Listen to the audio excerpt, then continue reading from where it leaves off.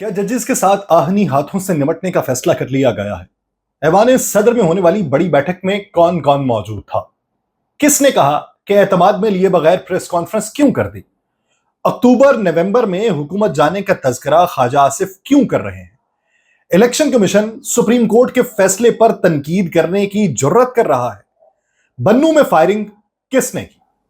आप सब पर सलामती हो। ख्वाजा रजी हैदर का लिखा हुआ है, हाकिम मेरे खिलाफ, सिपाही मेरे खिलाफ, मिलती नहीं है फिर भी गवाही मेरे खिलाफ। दो चार नाम हो तो किसी का मैं नाम लूं, एक सिलसिला है ला मुतनाही मेरे खिलाफ। क्यों कर दिया है तंग मेरे सर पे साहिबां, क्यों हो गए हैं जिल्ले इलाही मेरे खिलाफ। ये क्या कि मेरी शान में रतबुल लिसान शख्स बकने लगा है वाही तबाही मेरे खिलाफ। एक उम्र कुर्बतों में गुजारी तो ये खुला, जैसे वो एक उम्र से था ही मेरे खिलाफ। मैं यासिर रशीद हूं और आप मेरा वीलॉग देख रहे हैं। पाकिस्तान तहरीक इंसाफ पे पाबंदी और साबिक सदर, वजीर आजम और डेप्यूटी स्पीकर पे आर्टिकल 6 लागू करने का जो मामला था, उस पर आज ऐवान सदर के अंदर एक बड़ी बैठक हुई है। पाकिस्तान मुस्लिम लीग नून उसके अंदर मौजूद थी और पाकिस्तान पीपल्स पार्टी के रहनुमा उसके अंदर मौजूद थे। और लग यूं रहा है कि जैसे सिर्फ इन दो पार्टीज के दरमियान ही अगर एतमाद की फजा बहाल हो जाए तो ये इकदाम उठा सकते हैं।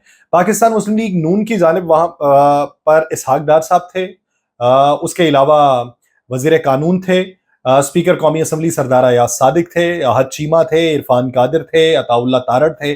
पीपल्स पार्टी की अगर बात की जाए तो पीपल्स पार्टी ने अपने वक्त में फारूक एच नाइक को भेजा हुआ था, नैयर हुसैन बुखारी थे, सेनेटर शहरी रहमान थी, अटॉर्नी जनरल मंसूर उस्मान अवान भी उस मुज़ाकरात में खुसूसी तौर पर शरीक थे।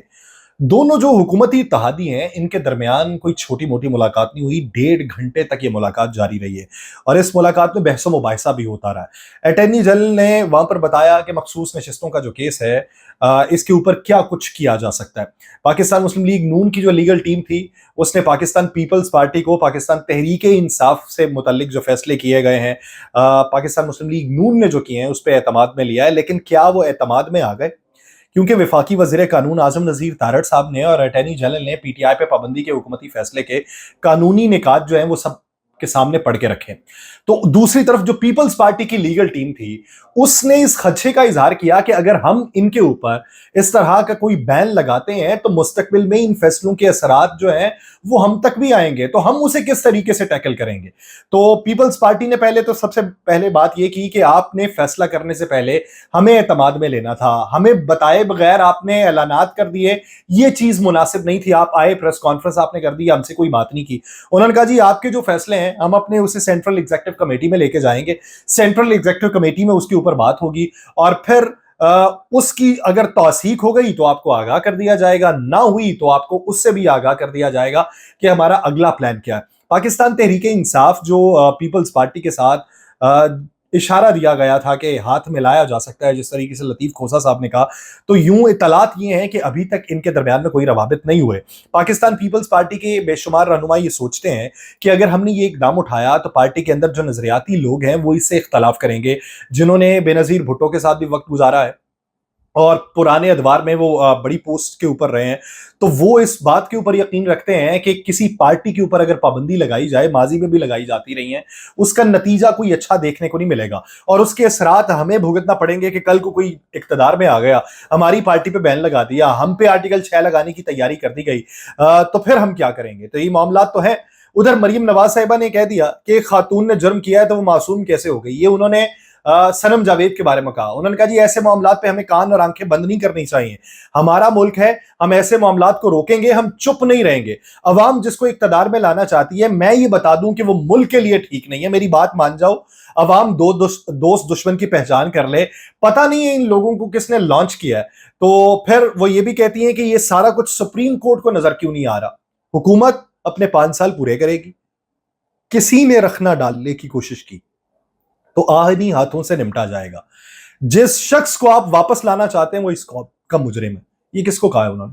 ये सुप्रीम कोर्ट ऑफ पाकिस्तान के उन 8 जजेस के बारे में बात की है। आहनी हाथों से निपटना आपने किससे? पहले ये फैसला कर लें कि पाकिस्तान तहरीक इंसाफ से निपटना है, उसके कारकुनान से निपटना है, पार्लियामेंट में बैठे हुए लोगों से निपटना है, या फिर आपने इलेक्शन कमीशन से निपटना है, या फिर आपने सुप्रीम कोर्ट ऑफ पाकिस्तान के उन 8 जजेस से निपटना है जिन्होंने उनके हक में फैसला दिया?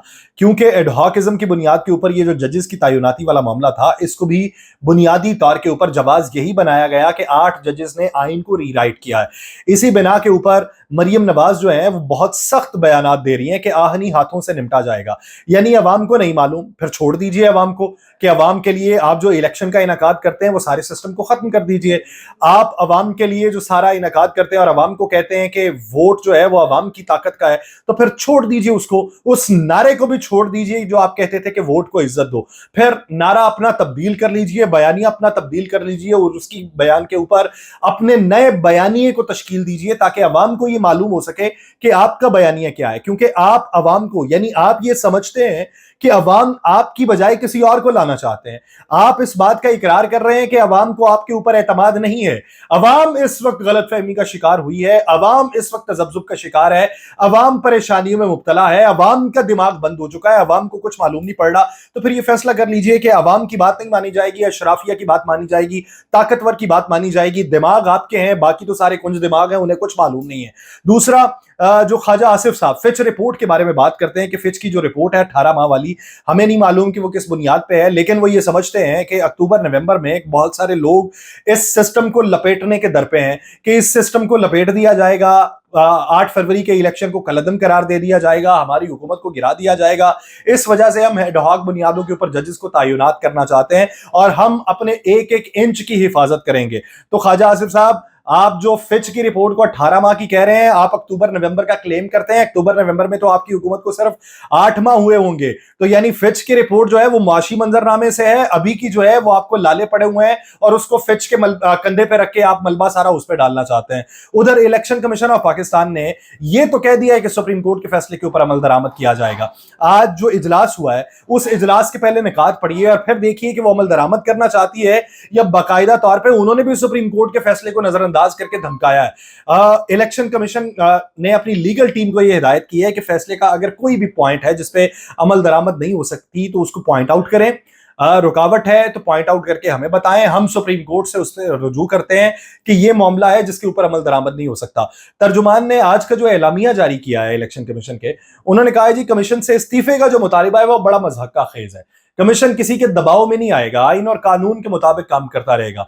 उन्होंने कहा जी इलेक्शन कमीशन ने किसी फैसले की गलत तशरीह नहीं की, अगर नहीं की तो सुप्रीम कोर्ट को जाके बताएं कि हम आपके फैसले को नहीं मानते, जो आपने कह दिया गलत तशरीह की। चीफ जस्टिस काजी फाइज ईसा को भी पूछिए कि चीफ जस्टिस काजी फाइज ईसा ने कैसे कह दिया, हमने ये फैसला दिया था, अगर इलेक्शन कमीशन ने गलत तशरीह की है तो उसके जवाब दे, हमने ये इलेक्शन कमीशन से पूछे।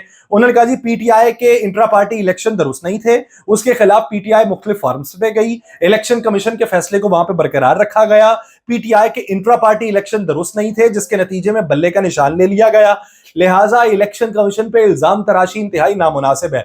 इल्जाम तराशी अगर आप इसी को गर्दानते हैं तो फिर पीटीआई को छोड़िए, पहले जवाब दे दिए सुप्रीम कोर्ट ऑफ पाकिस्तान को। आप जाते अपील में, हमें भी मालूम पड़ जाता कि आप क्या कहना चाह रहे हैं। उधर उन्होंने यह भी कह दिया कि जिन 39 एमएनएस को पाकिस्तान तहरीक इंसाफ के एमएनए करार दिया गया, उन्होंने कागजात नामजदगी में पीटीआई से वाबस्तगी जाहिर की थी, लेकिन पार्टी उम्मीदवार होने के लिए पार्टी टिकट और डिक्लेरेशन जो है वो आरओ के पास जमा करवाना जरूरी होता है। उन उम्मीदवारों ने जमा नहीं करवाया, इसलिए जो आरओज थे उनके लिए यह मुमकिन नहीं था कि वो उन एमएनएस को पीटीआई का उम्मीदवार डिक्लेयर करते।